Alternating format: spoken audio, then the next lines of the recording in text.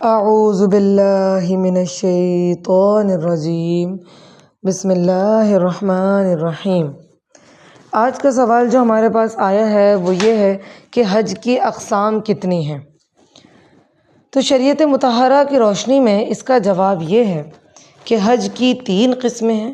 Number 1 حج قران، number 2 حج تمتع، number 3 حج افراد۔ سب سے پہلے حج قران۔ قران کیونکہ قرن سے نکلا اور اس کے معنی ہے ملانا، تو اس حج میں حاجی 2 چیزوں کو ملاتا ہے، یعنی عمرہ اور حج کو۔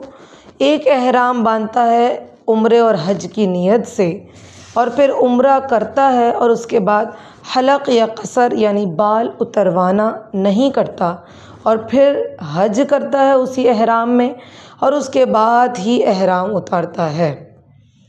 دوسرا حج تمتع، جو کہ اکثر ہمارے پاکستانی جو بہن بھائی ہیں جو عمرے کے لیے جا رہے ہیں، حج کے لیے جا رہے ہیں، وہ یہ حج کرتے ہیں، یعنی وہ یہاں سے عمرے کا احرام باندھتے ہیں، وہاں پر جا کر عمرہ ادا کرتے ہیں، حلق یا قصر کرواتے ہیں، اور پھر اپنا احرام اتار دیتے ہیں۔ اس کے بعد وہ حج کے دنوں میں دوبارہ سے احرام باندھتے ہیں حج کی نیت سے، تو اسے کہا جاتا ہے حج تمتع۔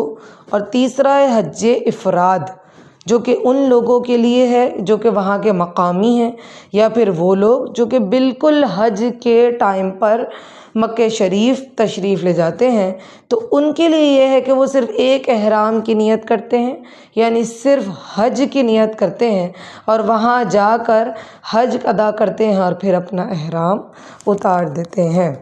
تو یہ ہیں حج کی 3 اقسام جو کہ ہم نے یہاں پر بیان فرما دی ہیں۔ وَمَا عَلَيْنَا إِلَّا الْبَلَاغُ